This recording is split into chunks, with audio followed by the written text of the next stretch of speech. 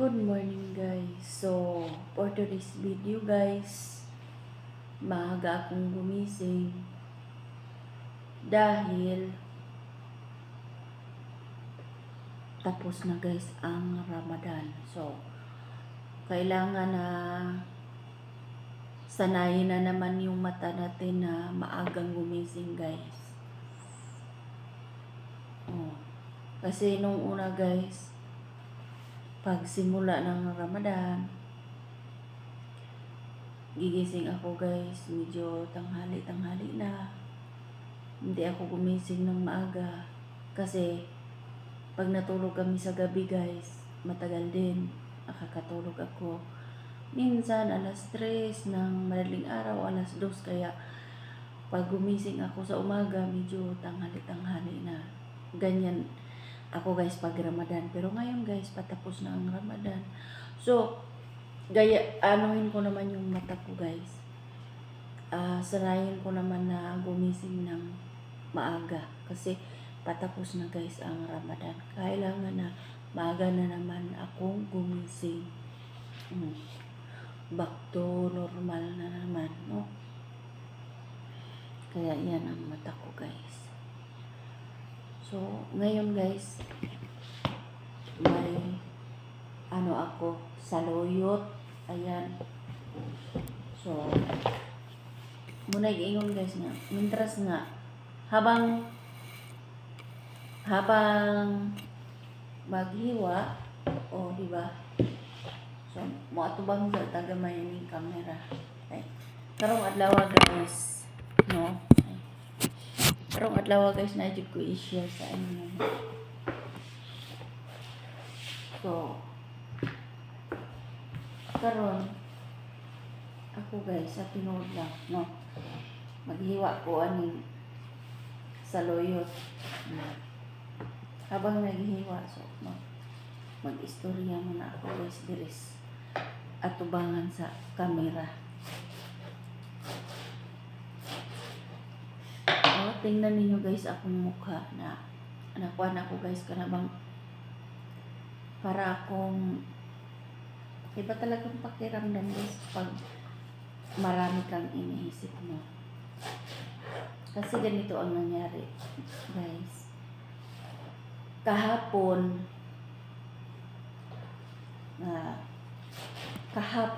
as in simula ng umaga,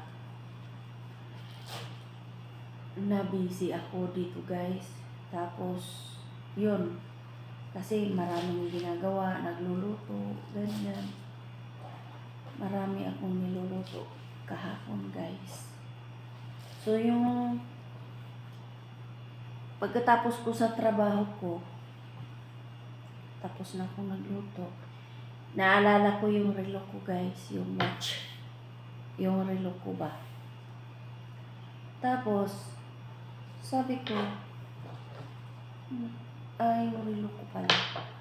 So ngayon guys, tiningnan ko dyan ko lang nilalagay guys yung relo ko. Sinabit ko dyan guys, kasi ganito ang nangyari. Pag dito guys, naghuhugas ako or nagluluto, dito ko talaga guys sinasabit yung relo ko, lalo na pag naghuhugas ako. Hindi ko talaga guys binabasa sa tubig yung relo ko, no? Pero ayun nga, sabi ko, minumulto na ata ako dito sa kusina. Kahapon ng umaga guys, wala namang ibang tao na pumasok dito. Ako lang dito, ako dito, nagluluto, ganyan. Pero ewan ko, ba't nawala yung relo ko guys? Kuha na lang na to, no? Ibutang na lang na to, nalimtan. Kasi sa buhay natin guys, na may time talaga na makakalimot tayo, iniisip natin na dyan natin nilalagay, tapos yun wala pala, nailipat natin, no? Ganon din guys, iniisip ko. Pero dito sa isip ko guys, hindi nawawala yung sinabit ko lang. kahit anong isipin ko, nasa isip ko, sinabit ko lang dyan. Oh. Pero kahit nasa isip ko guys, na sinabit ko lang dyan ang relo ko. Pero naghanap pa rin ako guys, pumunta ako pumunta ako sa CR, kasi inisip ko baka nakalimutan ko din sa CR, ganyan. Kung kahit saan na lang ako napunta guys, hanggat sa naumaga na lang, hindi ako guys nakakatulog. Kasi nung doon na naman ako sa kwarto ko, yung mga gamit ko doon, inarrange ko, tinitingnan ko doon, wala din akong nakita guys. So sabi ko, minumurto na ata ako dito, hanap na hanap ako sa relo ko, hindi ko nakikita kahit anong gagawin ko. Kaya sabi ko naman, kung minumulto man ako dito, sana hindi naman niya patamaan, kasi nahirapan akong maghanap, no? Nahirapan talaga ako guys naghanap. Sumasakit ang ulo ko sa kakahanap. Iniisip ko, bakit ganito ganyan? Ngayon nangyari yung mga ganitong bagay. Ganyan.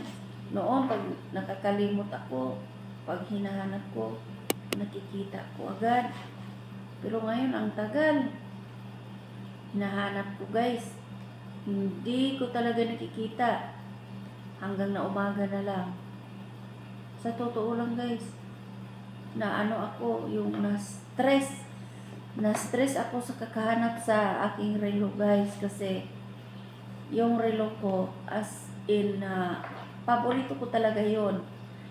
Simula nung binili ko yun guys, lagi ko lang talagang sinusuot yung relo ko. Tinatanggal ko lang yun sa kamay ko guys pag naghugas. Katulad nung pumunta ako nung nakarang araw dito sa kabilang bahay. Nagrelo ako doon, tapos yun, tumutulong ako doon din naghugas. Tinanggal ko sa kamay ko yung relo ko. Sinabit kong ganyan. So, sabi ko guys sa sarili ko, sana naman makikita ko din yung relo ko. Kasi talagang hindi ako makamove on sa relo guys, kasi binili ko yung guys ng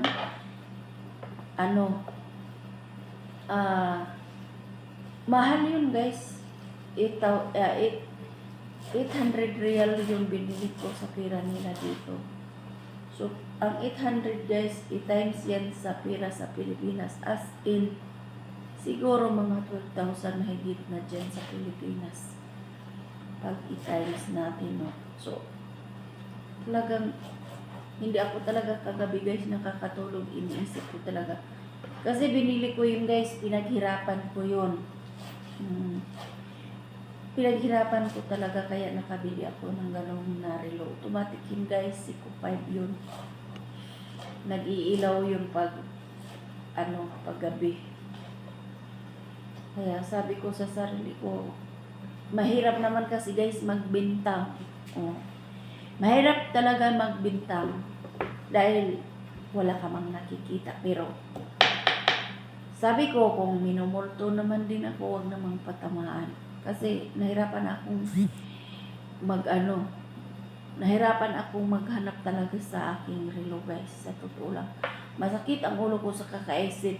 Niisip ko saan ganito ganyan. So, yung relo na yun guys, sa totoo lang hindi ko hiningi yun. Binili ko yun guys, pinaghirapan ko. Nagtatrabaho ako dito ng mabuti. Naghirap ako, nagtrabaho ako para makabili ako ng gamit ko. Tapos ngayon, nawawala. So, wala na akong ibang iniisip ngayon guys. Magdasal na lang ako na sana na makita ko lang yung relo na yun. Kasi guys, sa totoo lang, nanghihinayang ako sa gamit ko. Na yung baga, inano mo siya ba, iniingatan mo, tapos bigla lang nawala. Sa totoo lang guys, kagabi, pagkatapos dito sa trabaho ko sa kusina, pag-akyat ko doon, hindi ako nakatulog. hanap ako hanggang na umaga na lang.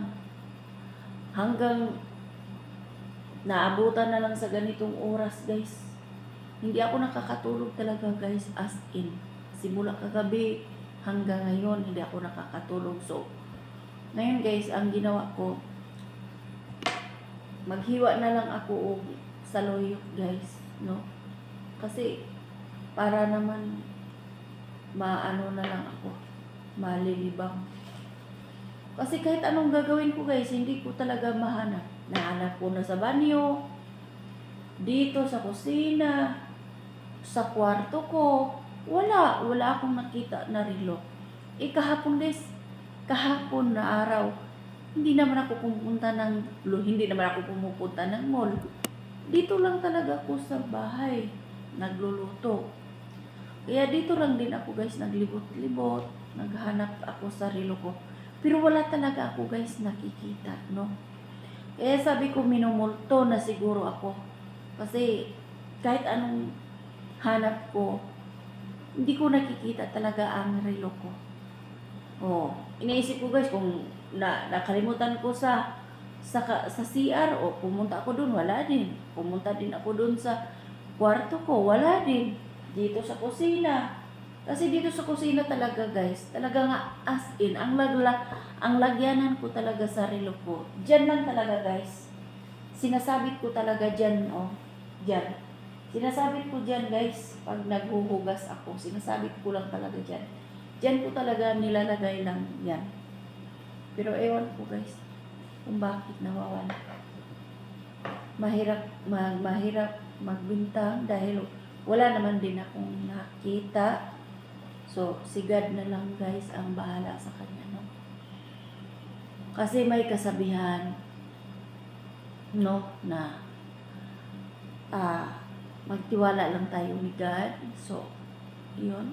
Ipagdasal ko na lang, guys, na sana makita ko lang din katagalan niyo. Sana kung itinago man din, sana ibalik naman dahil pinaghirapan ko naman din yun. Masakit sa kalooban ko, guys, na hindi ko makikita yung gamit na yun. Dahil binili ko yun, guys, dahil pinaghirapan ko yun. Hindi ko yun hiningi, guys. Sa totoo lang. Ako, guys, sa totoo lang naghanap ako. Wala akong binintang. Wala akong binanggit na tao. Naghanap ako, guys. Naghanap ako lang ng, kung sa Bisaya pa,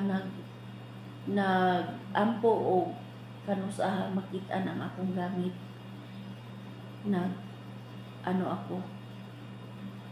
Yung bang, alam ba ninyo, guys, yung habang naghahanap ka sa gamit mo, tapos tumutulo na yung luha mo sa kakahanap dahil napapagod ka na sa kakahanap, hindi mo makita-kita. Yun, guys, ang hirap sa totoo lang. Pero yun, wala na akong ibang iniisip, guys. Magdasal na lang ako ni God na sana makita ko lang din yung gamit ko. Dahil napakasakit, guys, sa kalooban na yung bang may gamit ka tapos nawawala. Hindi mo gustong mawawala. Tapos nawawala. Ang sakit dito, guys. Siyempre binili mo yung pinaghirapan mo yun. Diba? Ang hirap pa naman magtrabaho. Tapos pag may gamit kang binili, mawala lang. Kaya yun. So, yan lang, guys, ang aking i-share sa inyo, no? Talaga, guys, masakit ang ulo ko, na stress ako sa kakaisip sa gamit ko sa relo ko, as in. Buti kung murahin lang yung relo na yun, guys. Mahal yung relo na yun. As in, mahal. At saka pinaghirapan ko din yun, guys. So, yan lang, guys, ang aking i-share sa inyo. Thank you for watching, guys. Bye-bye.